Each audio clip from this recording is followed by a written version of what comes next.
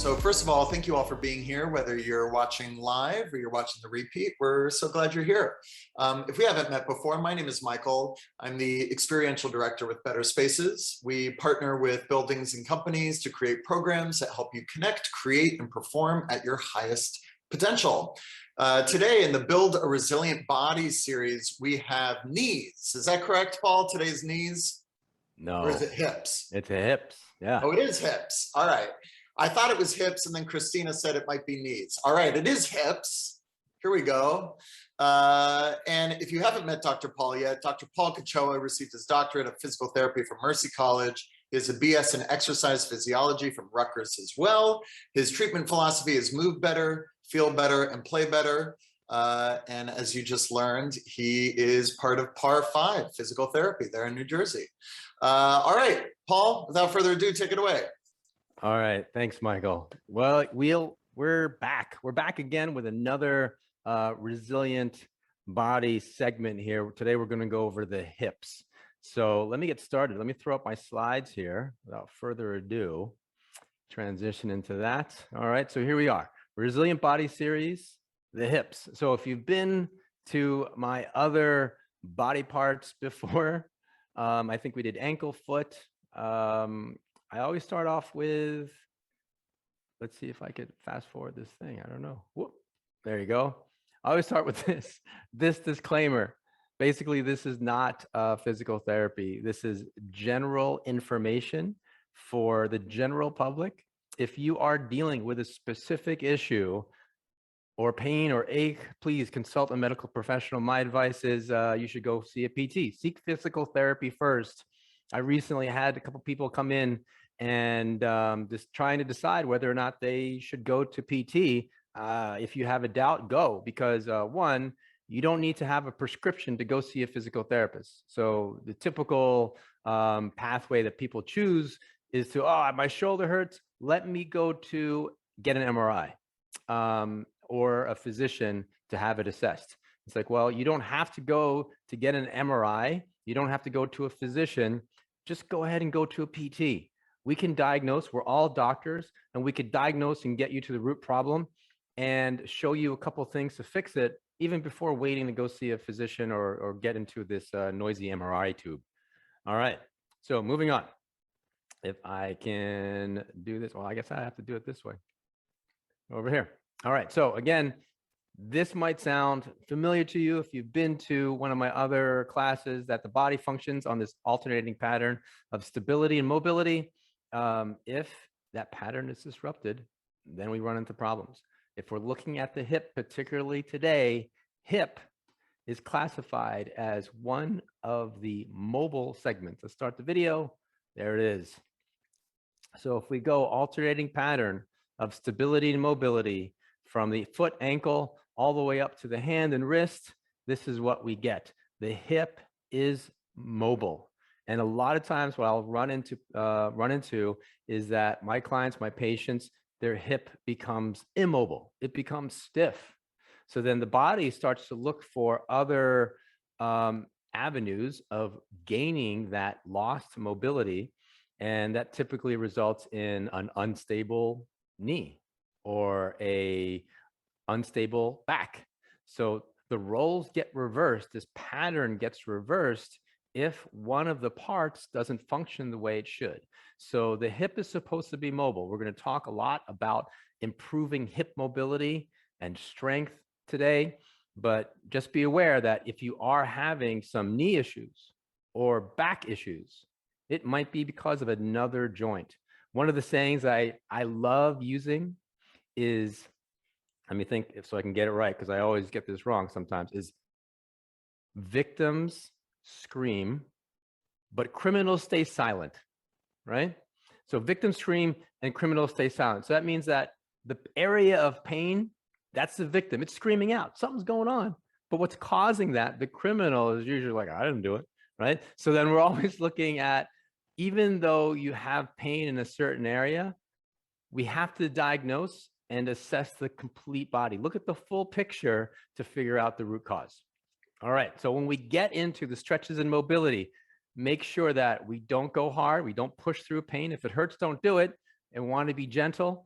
If we're talking about elongating soft tissue, 30 seconds is the ideal time, the recommended dosage of how long to hold the stretch. If we're looking at a joint mobilization, getting joints to move, then that's at least 2 minutes. All right. And breathing is the key thing. If you cannot breathe in positions where you stretch or mobilize, then your body is just going to tense up and then you're going to fight against it. So we want to tap into what we call the rest and digest nervous system, the parasympathetic nervous system. It's able to relax and allow that tissue, allow that joint to move, versus the fight or flight, the sympathetic nervous system, which kind of tenses things up and then like, oh, it hurts, I can't move, right? So we want to be able to relax. All right, so we're going to do a couple tests today. We're going to get you out of your chair and see how your hip can move. We're talking about the squat test and the hip extension in standing. So take a look at this picture here. This is a squat, the physiological range of motion expressed in full hip bending, full hip flexion, and full knee flexion. All right. So what you're going to do is you're going to stand up, get out of your chair, wherever you are. You're going to put your feet together. I'm going to kind of pop into this camera angle here. We're going to put your feet together, right? Feet together, hands out in front, create a fist so you have tension through the arms, and then you're going to squat. Hopefully I can get into this camera here, and you're going to squat as low as you can, right? Physiologically, you should be able to get down into this position here. If you can't, there's going to be some things that we're going to assess later to figure out why. All right, let's go back to this. Most of the time, what I find is that if you could sit down in a chair, right? If you sit down back in your chair and you could take your hands and pull your knee into your chest, that means that you have full hip flexion and full knee flexion. And the reason why people have a hard time getting into this position, this squat position, is generally one of two reasons. One, if you can pull your knee into your chest, pull your hip into full flexion, it's either one, you have ankle mobility problems, or two, you have poor core and trunk stability or poor motor control. We'll talk a little bit more about that. All right, this is the next thing. So if you can't do this, and if you can't, the quick and easy way is to test it in sitting, pulling your knees into your chest. Another way to test if you have full hip flexion and knee flexion is to get down on your knees and do this quadruped rock back, we call it. If you can rock back, pulling your knees up into your chest, then you know what? You should be able to squat. And then the problem is probably because of the ankles, right? So you can see the shape that we make in this position on the hands and knees and pushing back is basically a squat turned on its side. That makes sense, right? All right. The next test is to look at hip extension, all right? How much can you extend through the hip? And I'm going to take it back to my 2-shot here. And then you can see my top and my little camera, and then the side camera you can see. You're going to put your feet together. We're going to reach overhead, and then we're going to bring the hips forward and the hands back. The front part of my pelvis, it's pretty easy to find. It's kind of like the pointy part of your pelvis. That should pass easily without bending the knees. I know that some of you are going to do this and like, oh, look at this, I could bend my knees. Nope, that's a cheat. You got to keep your knees locked out. Extend through the hip. The movement should come through the hip, not the knee. That part of the hip should pass in front of the toe line. All right. So it looks like that. The hip passes in front of the toe line and the shoulders pass behind the heel. Okay. So that's physiological, normal range of motion. If you can't express that, then we might have problems. And you might have some back pain. You might have some knee pain. One of the common causes of the inability to do those things, express those positions and motions, is what we call lower cross syndrome. This is it. Tight hip flexors, the tight iliopsoas, a weak abdominal, tight lower back, and weak glutes. All right, so it kind of crosses over. And this is the pattern that we see a lot of patients and clients that come in because they sit too much. If you sit too much, your body is in this flex position, your hip is flexed, the front part gets tight, you're sitting on your butt. That's your glute maximus muscle, your glute. And if you take any piece of meat If you're a meat eater, you know. If you take any piece of meat and you put it under compression, under extreme pressure and heat, what happens? It tenderizes the meat. So prolonged sitting is going to create a tight front, hip flexor, and a tenderized glute. You're going to have what we call gluteal amnesia, right? So you forget how that muscle forgets how to work. And then when you go to stand up, you're like, all right, how do I stand up? What's holding me to standing? If the glute doesn't work properly, then the lower back is like, I got it. The lower back is like, I'm going to tense up. And that's when the lower back gets tight, especially if we're standing for too long, because the hips don't work and the abdominals aren't functioning the way they are, the way they're supposed to be, to keep the core engaged and keep yourself stable. So we talked about the iliopsoas muscle, right? And what gets tight when you're sitting. This is it. This is the hip flexor. There's two parts, the psoas major and the iliacus. They basically come through from your lower back and your pelvic area, come through the abdominal cavity, and they insert into the front part of your hip, your femur. It starts on your lower back. If this muscle is tight, it affects the hip and it affects your lower back. And we're going to go into a test. So I think that is all of the things I want to talk about in my slides. The first thing that we're going to do is to find out whether or not you have a tight hip. And let's see, I'm going to throw that one up. Ooh, look at that. This is called the Thomas test. This is the test to see if your hip flexor, your quad, or a muscle in your IT band. The IT band is a muscle that runs down the side of your hip. And IT band is actually like a tendon ligament hybrid. It goes down the side of your hip and goes into the side of your knee. So this is the test, the Thomas test, we call it. You're going to grab a table, desk, whatever. You're going to sit down. Hopefully my mic wire is long enough. We're going to sit right at the edge. My feet are on the ground, and I'm going to take one knee and hug it into my chest. So this is what I mentioned earlier when trying to assess whether or not you can express full knee and hip flexion. So with this in my chest, as tight as I can, I'm going to let this leg relax. As I lie back, I'm going to see what happens to this leg. Boom, there it is. We're lying back. We're keeping this knee nice and tight. This thigh should be parallel to the ground and in line with my hip, shoulder, and knee. That should be a straight line. It shouldn't be out to the side, and it should not be up in the air like this. If you're pulling this knee up in the air and you're relaxing, truly relaxing this leg, and that's up in the air, that says that, hey, we've got a tight hip. And you could repeat on the other side. All right. The next test is going to be for the glutes, to see if your glutes are strong enough, right? So let's pull this one up. So glute strengthening, one of the quick tests is called the bridge. All right. So you're going to lie down. Here we go. Lie down on something. You can get down on the floor, do this on your bed or whatever. You're going to put your feet together, hands on the head, and hands overhead, right? Let me get my mic wire. Hands overhead, and you're just basically going to lift the knee. What we're looking for here is a straight line from hip, knee, and shoulder.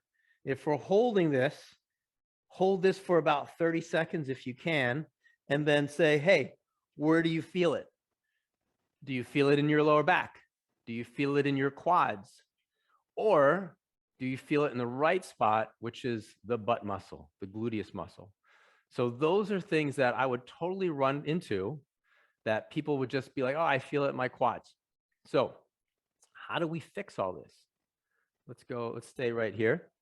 The one thing that I'm going to work on now is to try and stretch out this hip flexor, the thing that I showed you in that the diagram with the muscle that comes from the lower back and then goes into the front part of your hip. Is if that is tight, it inhibits the ability for that glute muscle to work, to extend, because you're basically working against your own body's tightness.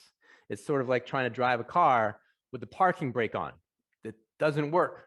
Things are going to break. So to stretch this hip flexor out, we're going to get down. So this is just one of the variations to do this. I'm going to show you from this angle. You can do this in a lot of different ways, but I'm going to start here in this half kneeling position. All right.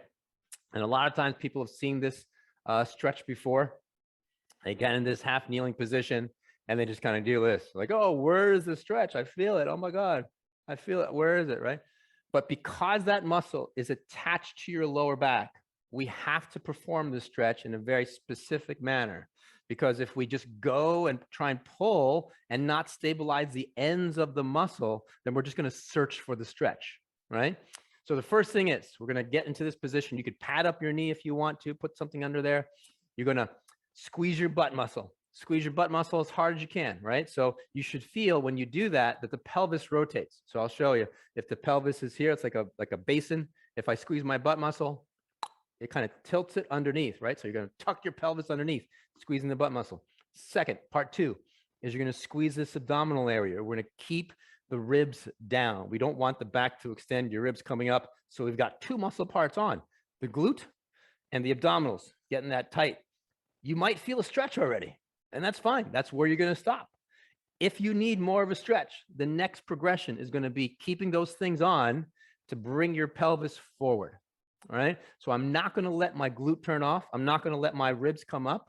I'm going to bring my pelvis forward. And then I get a big stretch down the front part of my leg. That's going to open up that hip. We're going to hold that for 30 seconds and we're going to breathe normally in and out through the nose and try and relax that muscle. Ideally, we would go in and out through the nose, 2 seconds in, 4 seconds out, to create a relaxation in that muscle and accept the stretch and to create permanent change. Anything shorter than 30 seconds, it's just going to snap back into a shortened position.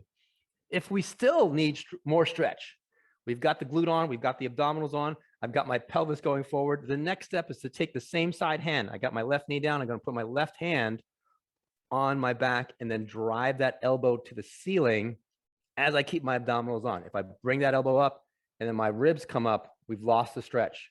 So belly tight, glute tight, going forward, elbow to the ceiling, bigger stretch. It winds up this whole fascia in the anterior chain, we call it, and then makes that a very aggressive stretch. Then we're going to switch. You're going to do it 30 seconds on both sides. All right. So once we loosen that up, we're going to try and work on the backside. So the backside, very easily, you can do this in sitting. So face this camera here. We've got the hip flexor. Now we're going to try and get into the glute and, you know, the very common one, piriformis. And then maybe we might get a little bit of stretch through the sciatic nerve. Hopefully we don't. If you feel anything going down the leg or any pain in the knee, don't do this. So we're going to start sitting. We're going to put one ankle on the other knee. So this is the position that we're going to be in. And again, just like anything else, we have to stabilize the attachment points of the muscle, right? So I'm going to get into a good posture, right? I'm going to tilt my pelvis in the opposite way. So if I'm slouched like this, I'm going to lose the stretch and try and search for it. So again, pelvis, because this muscle is attached to the pelvis, we have to stabilize the pelvis, or we're going to sit up nice and tall. And then if we feel the stretch, then we stop there. If we need more stretch, we're going to tilt forward, keeping the head, neck, and back long. So as I go forward here, this knee, ideally, and shin would be horizontal. If this is up like this and like, oh, it's so tight and you can't get that down, then make sure that you support that knee and focus on the position of your posture and your pelvis to get the stretch. You don't have to force this down or go forward. Don't crank on your hip. Because the hip is a ball and socket joint, there's different angles that we can bias different tissues to make the stretch more aggressive or less aggressive. So if you cannot get into this position, then don't worry about it. Keep the knee up. If it's tight, just hold it there. And then maybe just concentrate on your pelvic motion. Try to stay tall until you could feel that specifically through here. There's a lot of different ways to do it. So you got to be careful that none of the stretches cause any discomfort, cause any pain, and just go slow, right? Kind of breathe through it. All right. So I think, let me just go through my list here. We got the glute muscle strengthening. Oh, so once we're done with all of that stretching, we're going to go back and test, right? So let's go back and test and see, what does the squat look like? Can we get down into that position? If the squat doesn't look like, hey, I can get my hip and knee into the position that it should be, it's real easy. Oh, hold on. Let's see if I can reach over here and grab a little something. So I've got this foam roll. You could use a textbook or something. Let's see if I can get this on camera. So that's right about there. I'm going to elevate my heels. Okay, so I've got my heels elevated. I'm going to put my feet together. and then put my hands out in front and try and repeat that same motion that we did, the squat. If I can squat now with my heels elevated and express full knee flexion and hip flexion, hey, that means we've got a tight ankle. All right. The other one is hip extension. So if I'm going to extend the hip after we do the stretches, we should be able to get that hip past our toe line. All right. So that's our pre-test and our post-test. And then the other one was the bridge. We're going to lie down. If we opened up the hip here, we're going to lie down, put your knees bent, feet together, hands straight up overhead, get the mic out of the way, and then we're going to bridge up. Does that feel more open in the front part of your hip? And can I get that sensation into the glute? What do I feel working, right? We're trying to reinforce the proper brain to muscle connection here. I want the glute to work. I don't want the quad to work too much, and I don't want the back, certainly. I don't want the back to work.